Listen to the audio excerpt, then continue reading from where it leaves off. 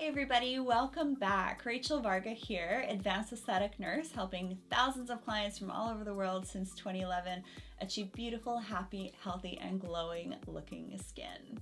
We're going to talk about the science of skincare here.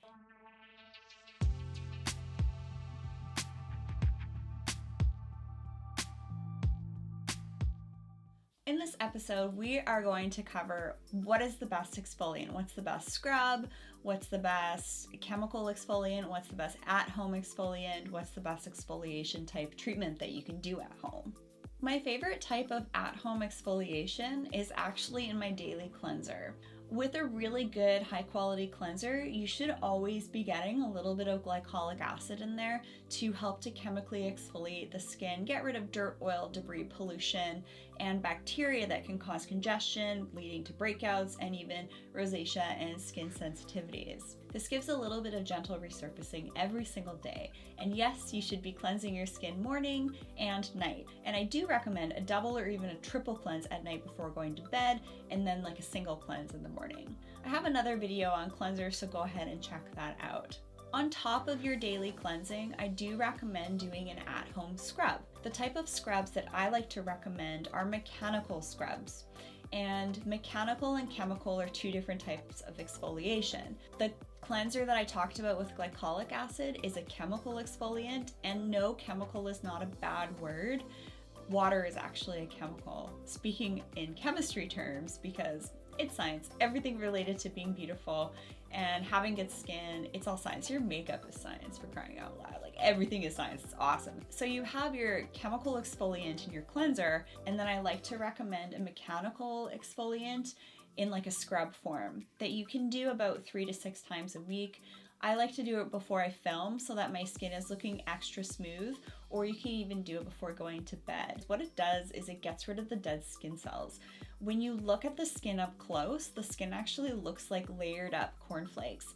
And what can happen is it can trap dirt, oil, debris, and pollution. And I don't know if you know this, but there are higher rates of acne and skin sensitivity in areas of the world where there's greater levels of pollution. So it's really good to make sure that you're cleaning the skin properly. The scrub that I like to recommend has been a favorite of mine for a number of years, and it's the Xeomin Micro Polish. That one is really great for my skin. When I'm making recommendations for products though, it's really important for you to know that that's what's good for my skin and it might not be good for your skin.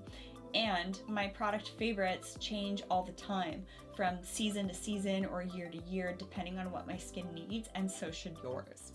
Why I like the Xeomin Micro Polish Scrub is because it has little circular magnesium particles to it. It doesn't have plastic beads, and there's a lot of scrub in this exfoliation scrub.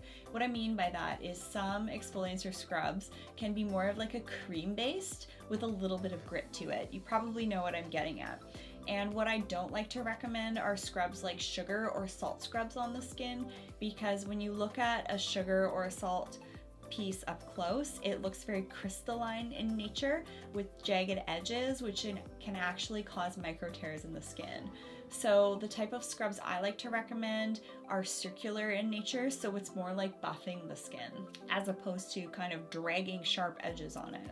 Yes, all of these little nuances to skincare does impact having healthy skin. The next question I often receive is, well, what's the best scrub for my skin type? If you're acne prone, you do want to be exfoliating the skin pretty well, especially when you're using things like salicylic acid or benzoyl peroxide to kind of dry your breakouts out. You're going to be flaking a little bit more than, say, someone who's using just more moisturizers in their daily routine if they're older or have slightly drier skin or are more rosacea or sensitive prone. The next question I receive is, well, how much of my scrub do I use and where do I use it? The amount of scrub that you should use should be about a teaspoon. You really shouldn't need a lot of it, especially if it's a really good medical grade formulation. I find with really high quality products, you can get away with using less of them. I like to recommend doing whatever you do to the face to do to the neck and the chest and the top of the hands as well. The same goes for exfoliation.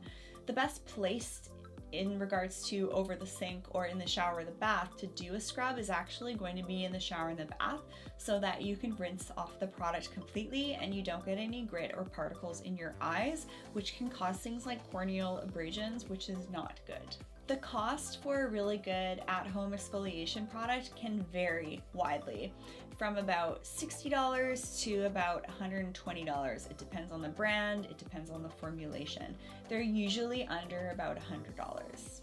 Thanks so much for watching, everybody. I'd love to hear in the comment section down below what piece of advice or information you are going to add to your daily routine right now. I'd love to hear from you. If you want some free resources, head on over to my website at rachelvarga.ca, where I actually have a free resources tab where you can actually sign up for things like my newsletter. I'm really happy that you're taking the time to care for yourself on the inside and out, because when you start to learn about really healthy skin practices that actually work, it will have a trickle-down effect to other aspects of your health and wellness also. So good for you, because that will also have a trickle-down effect to other people that you interact with as well.